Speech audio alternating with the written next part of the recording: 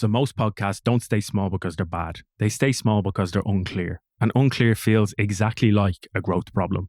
So you've improved the audio, you make the clips, you stay consistent, and nothing really changes. So you assume you need better marketing. But most of the time, marketing isn't what's missing. Clarity is. I hear this constantly. We've been doing this for 2 years. Weekly episodes, good conversations, good guests, but we're stuck around the same numbers. So not zero, just the same. And that's actually harder to take, because if it was zero, you'd have permission to stop. But when people are listening, you don't want to stop. You feel like it must be close. So you've done the clips, you do detailed show notes, you've improved the sound, improved production, you release consistently.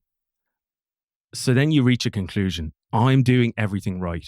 And once you believe that, there's only one place to look. External things. The algorithm, the platform, bad luck. Because if the work is correct, then the problem must be external. So I understand, you're not trying to go viral. You just want proof that this isn't all in vain, some sort of trajectory, some lift, a sign that this effort actually means something. You don't need 10,000 listeners, you just need movement. And it's really difficult because 1 month jumps higher than usual and then you feel some relief. Maybe this is it. Maybe it's finally starting. And then the next month drops back down and you're totally confused again. So you start focusing on titles, you tweak formats, you study analytics, you try everything, but the pattern just keeps repeating. Somebody finds the show, listens to a few episodes and then disappears. The baseline doesn't move and it's not failure, it's just stagnation. And stagnation is actually worse than failure because it keeps hope alive. But here's what's actually missing. Platforms don't hold shows back. They repeat behavior. If the show is vague, then behavior is also vague. People sample, they don't stay. Because people don't subscribe to topics, they subscribe to recognition. So not a business podcast, not a marketing podcast, not an entrepreneur podcast, but a podcast for small business owners who feel like they're figuring it out in private. The key word there is feel. Feel like. You know you've found the right angle when you describe someone's evening, not their industry. Their internal monologue. The thoughts that show up when their laptop closes. So for an entrepreneur or a small business owner, things like, I might lose this. What if I have to go back to my job? One mistake could mess this up for my whole family. The weight of this is far heavier than I ever expected. So those aren't public posts, they're private thoughts.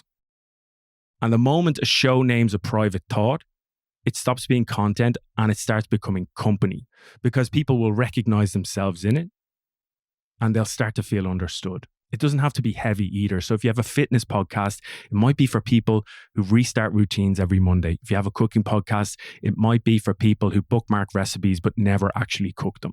Recognition works at every scale. Now, there's a reason that most people just go back to focusing on clips, reels, keywords, trailers, production upgrades, because they feel like progress. You can see them, you can outsource them, you can measure them, and they just reduce anxiety. They let you say, I'm actually doing everything right. They amplify clarity, but they don't create it. If the idea is broad, you just get polished broadness. The hardest part of podcasting isn't editing or production. It's actually deciding who the show is for on a deeper level and going narrower than ever feels safe. So forget about this is a marketing podcast for females over 35. That's an old school way of thinking about it. You don't want to think about age and location anymore. It's all about internal monologues. It's all about what are they thinking about at 9:14 p.m. tonight. And this is uncomfortable because it excludes a lot of people and it feels risky because you think, if I'm just kind of attaching to a feeling, surely like I'm ruling out so many people. But most creators stay broad because of this and then they compensate with effort. So more episodes, more marketing, more production. Because working harder feels safer than choosing specifically. Instead of asking, how do I grow this? You have to ask, who feels seen by this? And if your description doesn't exclude people, it will never attract people. Once you figure out this, once you can attach your podcast to a feeling, then everything else can follow on from there.